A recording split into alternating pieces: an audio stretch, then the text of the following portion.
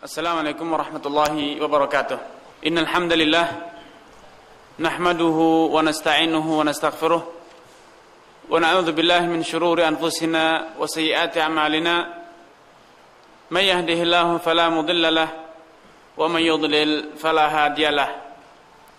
Asyhadu an la ilaha illallah wahdahu la syarika lah wa asyhadu anna Muhammadan abduhu wa rasuluh. Amma ba'd. Ikhwani wa ahibbai, alhamdulillah, puji dan syukur tiada henti untuk kita aturkan kepada Nabi kita, kepada Allah Subhanahu wa taala atas segala nikmat dan karunia yang terus-menerus tiada henti dan silih berganti menghampiri dan menyempurnakan kehidupan kita. Tidak lupa salawat serta salam untuk kita aturkan kepada Nabi kita Nabi Muhammad sallallahu alaihi wasallam, kepada keluarganya dan juga kepada seluruh kaum muslimin yang dengan setia meniti dan meneladani sunnah-sunnah Rasulullah sallallahu alaihi wasallam hingga akhir masa. Ikhwan wa ahibbai,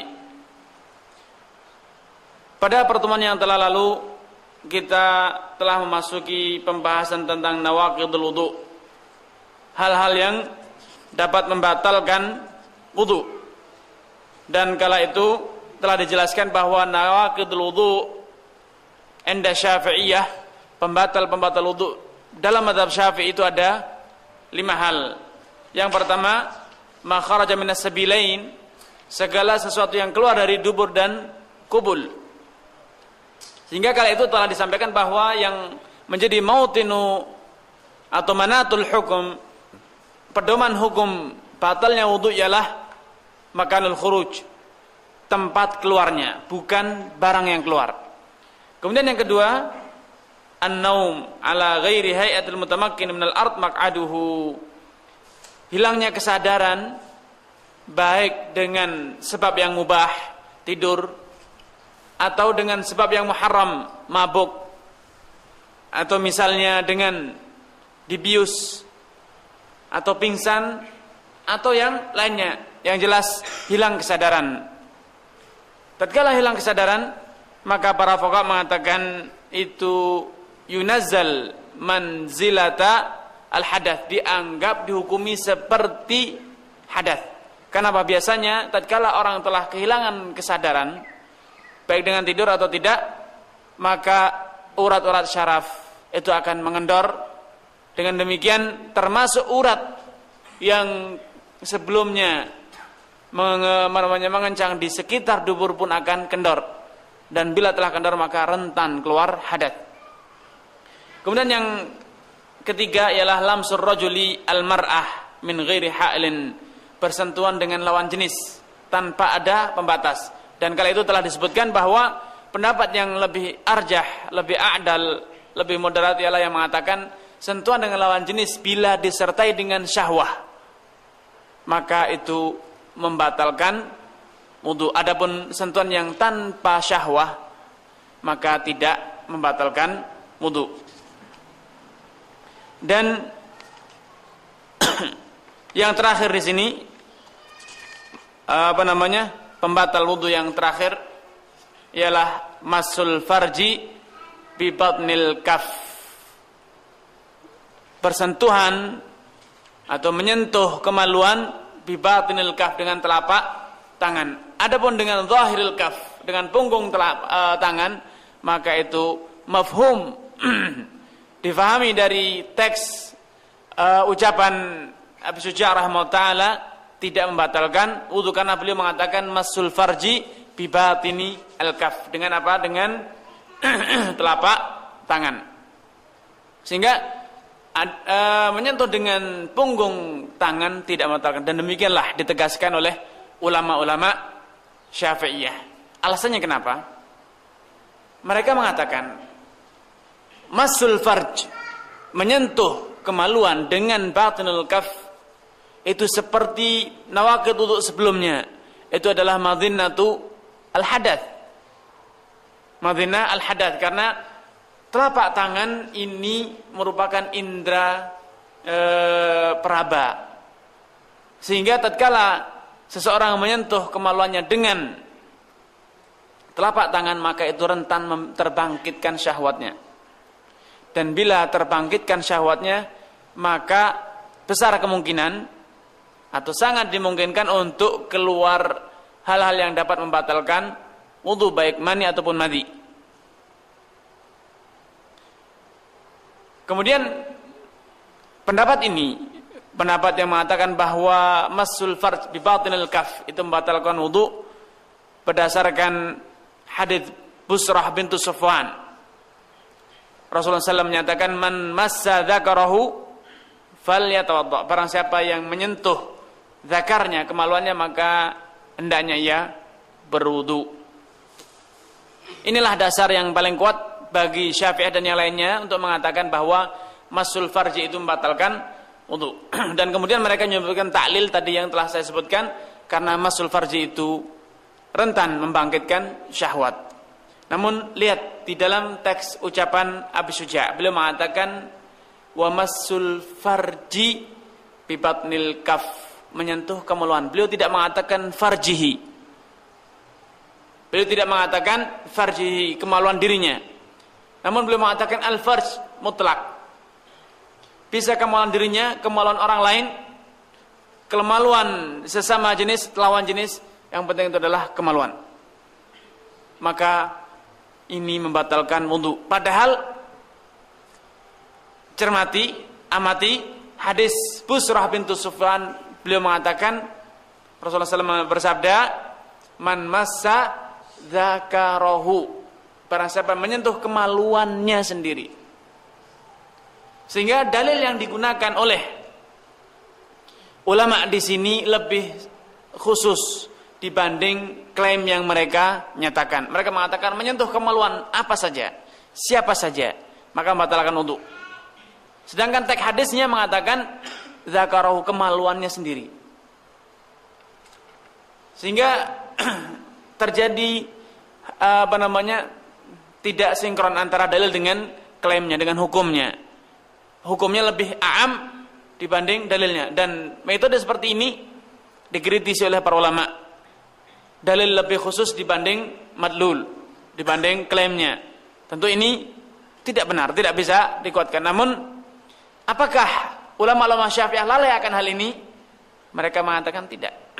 Kami sadar sepenuhnya bahwa berdalil itu harusnya sama dengan madlul, dengan masalah yang hendak kita klaim, kita hukumi. Dan kami sadar bahwasanya masalah menyentuh kemaluan ini kami fatwakan lebih umum dibanding dalilnya, hadisnya. Alasannya apa? Mereka menggunakan dalil qiyas. Mereka berdalil dengan qiyas. Bila menyentuh kemaluan sendiri saja membatalkan wudu, membangkitkan syahwat, apalagi menyentuh kemaluan orang lain, apalagi menyentuh kemaluan lawan jenis. Kalau menyentuh kemaluan sendiri itu halal hukumnya. Hukumnya halal, tidak masalah, apalagi kalau ada hajah. Ada hajah. Dianggap membatalkan wudu, dihukumi oleh Rasulullah SAW sebagai pembatal wudu, tentu menyentuh kemaluan orang lain yang itu jelas-jelas haram. Tidak ada khilaf para ulama bahwasanya menyentuh kemaluan orang lain, lawan jenis atau sejenis, namun itu adalah orang dewasa, itu adalah haram hukumnya. Bila yang halal membatalkan wudu, apalagi yang haram. Itu wajhul istidlal atau wajhul qiyas inda Syafi'iyah dan yang lainnya. Sehingga dapat dinyatakan ini sebagai qiyas aulawi. Qiyas aulawi. Qiyasnya lebih kuat dibanding asal. Atau al-far' lebih kuat dibanding asal. Kemudian kita kembali pada teks apa saja? Wa massul farji bi batnil kaf. Menyentuh kemaluan. Di sini beliau juga tidak membedakan antara farjul bashar dengan farju al-bahimah. Apakah menyentuh kemaluan bahimah termasuk membatalkan wudu?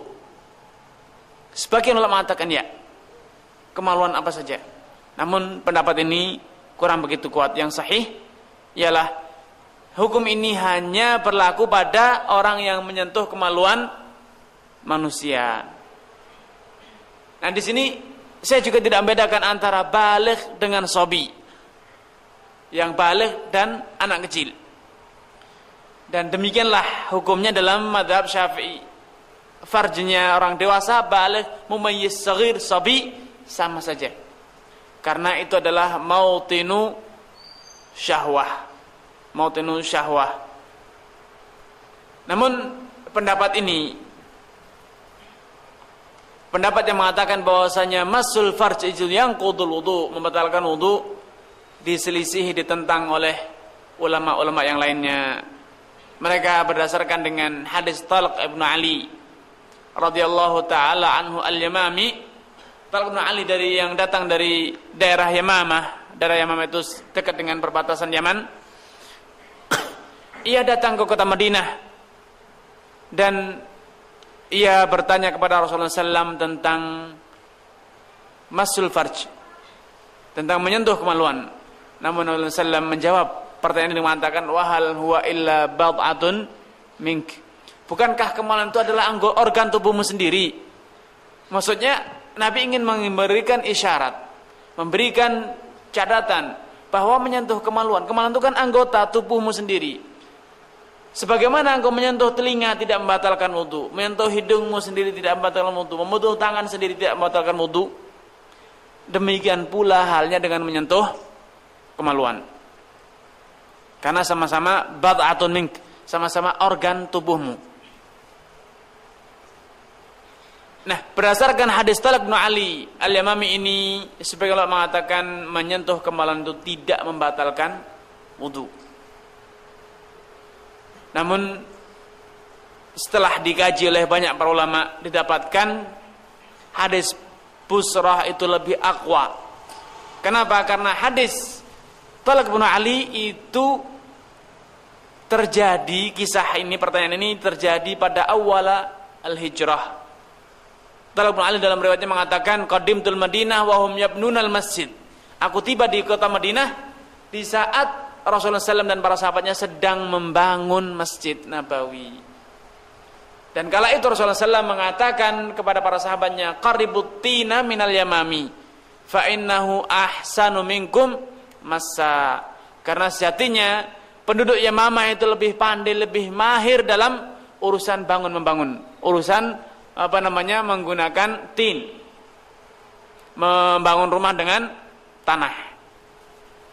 Ini jelas terbukti dalam sejarah bahwa, atau dalam tarikh, bahwa hadis Talq bin Ali mutaqaddim, lebih dahulu dibanding hadisnya Busrah. Karenanya bila telah terjadi pertentangan semacam ini, hadis Talq mengatakan tidak membatalkan, sedangkan hadis Busrah mengatakan membatalkan, maka yang mutaakhir yuqaddam ala al-mutaqaddim. Hadis yang terbukti lebih terakhir itu lebih didahulukan dibanding yang mutaqaddam, yang terlebih terdahulu, atau yang sering disebut dengan nasikh dan mansukh. Ini alasan ini atau penjelasan ini menguatkan mazhab Syafi'i yang mengatakan bahwasanya masul farji itu yang qudu al-wudu. Namun sebagian ulama mau berupaya menempuh jalur tengah, jalur wasat, karena mereka mengatakan alasannya al-asal adam ta'arud. Adam ta'arud. Di dalam ilmu ushul fikih dinyatakan bahwa bila terjadi ta'arud atau zahirut ta'arud, terkesan ada pertentangan antara dua dalil. Yang satu menghalalkan, yang satu mengharamkan. Yang satu mengatakan mubtil, yang satu mengatakan